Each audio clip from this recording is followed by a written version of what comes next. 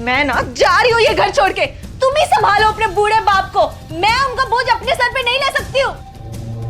अरे पूनम, लेकिन तुम बहुत ज्यादा रिएक्ट कर रही हो, इतनी बात नहीं है। क्या मैं ज्यादा रिएक्ट कर रही हूँ? वाह, हर दूसरे दिन कभी तुम्हारी मम्मी, कभी तुम्हारी बहन, कभी तुम्हारी जीजा, कभी उनके बच्चे, सब यहाँ पे आ जाते हैं और मैं पूरा दिन उनकी सेवा में लगी रहती हूँ। तुम्हें तो कोई फर्क ही नहीं पड़ता है ना। अरे पूनम, हम दोनों तो इस घर में अकेले रहते हैं। अगर पापा आके साथ में रह जाएंगे कि 2 रोटियां बना दोगी तो उसमें कौन सी बड़ी बात हो जाएगी? बात बहुत बड़ी होती है। मुझे पूरा टाइम किचन में खड़े होना पड़ता है, सबको रोटियां बना बना के खिलानी होती है, बर्तन धोने होते हैं, सब मेरे ऊपर बोझ बढ़ता है। तुम्हें तो कोई फर्क नहीं पड़ता, तुम तो चले जाते हो ऑफिस मुंह उठा के, रात को आते हो, तुम्हें तो कुछ पता ही नहीं ना पूरा दिन क्या चलता रहता है घर में। तुम्हारे घर वालों में से ना कोई भी एक बर्तन इधर से उठा के उधर नहीं रखता। मैं क्यों सेवा करूं? उनकी नौकरानी हूं क्या मैं यहाँ पे? अरे पर मेरी बात तो सुनो। अरे तुम लेकिन कहाँ जा रही हो? अरे पापा ही तो आ रहे हो, तुम बहुत ज्यादा रिएक्ट कर रही हो। पूनम मेरी बात तो सुनो। तुम ना अपने बाप के साथ ही रह लो इस घर में। मैं जा रही हूँ और जिस दिन अपने बाप को यहाँ से बाहर निकाल दोगे ना, उस दिन मुझे ले आना। अरे पर मेरी बात तो सुनो। अरे अरे मेरी बात तो सुनो। कहाँ जाओगी तुम? पूनम इतनी बड़ी बात नहीं है। अरे रुको।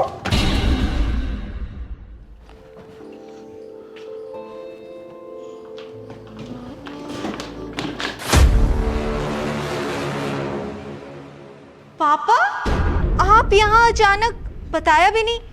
हाँ बेटा, आज सुबह मेरी दामाद जी से बात हुई थी, उन्होंने बताया नहीं कि मैं आने वाला हूँ।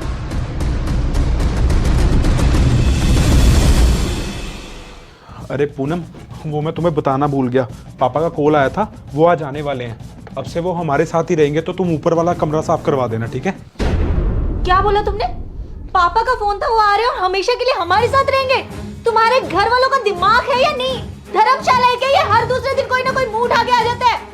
अरे पर इतना गंदा रिएक्ट क्यों कर रही हो? अरे क्या हुआ? अच्छा, तो वो आपकी बात कर रहे थे? हाँ बेटा, आज सुबह तुम्हारे भाई और भाभी ने मुझे घर से निकाल दिया। क्या? और जिस दिन अपने बाप को यहाँ से बाहर निकाल दोगे ना, उस दिन मुझे ले आना। तुम्हारी भाभी कहती है कि मैं उन पर बोझ हूँ, वो मेरा कोई काम नहीं कर सकते, इसलिए सुबह उन्होंने मुझे धक्के दे के घर से निकाल दिया। मैं तो बेटा आज सुबह वृद्धाश्रम जाने लगा था,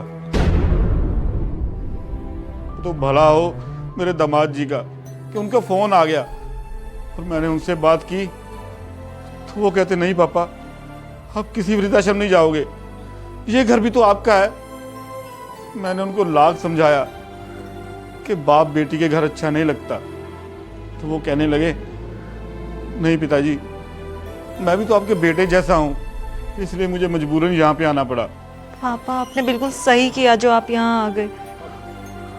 नमस्ते पापा। आप आ गए? आने में कोई तकलीफ तो नहीं हुई ना आपको? नहीं बेटा नहीं, तकलीफ कैसी, आपने टिकट तो करवा दी थी ना। जी पापा। बेटा मैं तो खुद को नसीब वाला समझता हूँ जो मुझे जतिन जैसा दामाद मिला। तू भी नसीब वाली है जो तुझे जतिन जैसा हमसफर मिला। अब तू अपने भाई को देख ले, तेरे भाई और भाभी ने मुझे घर से निकाल ही दिया ना। मैं तो रब से दुआ करता हूँ कि जतिन जैसा दामाद हर घर में हो, हर बाप को मिले। पर बेटा एक बात बता, मेरे यहाँ रहने से तुझे तो कोई तकलीफ नहीं ना? मैं उनका बोझ अपने सर पे नहीं ले सकती हूँ।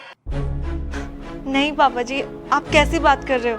ये आप ही का घर है, आप जितने दिन चाहो यहाँ पर रह सकते हो। आपको ऐसा सोचना भी नहीं चाहिए। आप अंदर आइए, आप बहुत थक गए होगे ना, मैं आपको कुछ नाश्ता पानी दे देती हूँ। इतना लंबा सफर तय करके आए हो आप।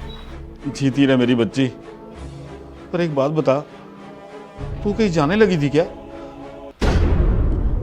नहीं पापा जी, वो मैं आपको बाद में बताती हूँ। आप आइए, अंदर आइए। चल बेटा।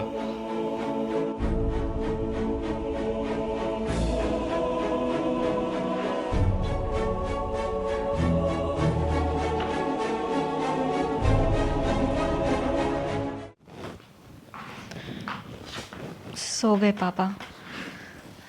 I am really sorry Jatin. मैं कितनी गलत थी। तुम हमारे घर पे मेरे पापा को लेकर आ रहे थे और मुझे लगा कि तुम्हारे पापा आ रहे हैं, तो मैंने तुम्हें कितना बुरा भला सुनाया, कितना गलत बोला मैंने। और एक तरफ तुम हो, तुमने कभी मेरे पेरेंट्स और अपने पेरेंट्स में फ़र्क नहीं समझा। तुमने मेरे पेरेंट्स को भी अपने पेरेंट्स जैसे ही समझा है हमेशा। मेरा भाई मेरे पापा को वृद्धाश्रम भेज रहा था और तुम उन्हें यहाँ ले आए, और एक तरफ मैं हूँ। आई एम रियली सॉरी, मुझे समझ आ गया है। मैं आगे से कभी तुम्हारे पेरेंट्स और मेरे पेरेंट्स में फ़र्क नहीं करूँगी, प्रॉमिस।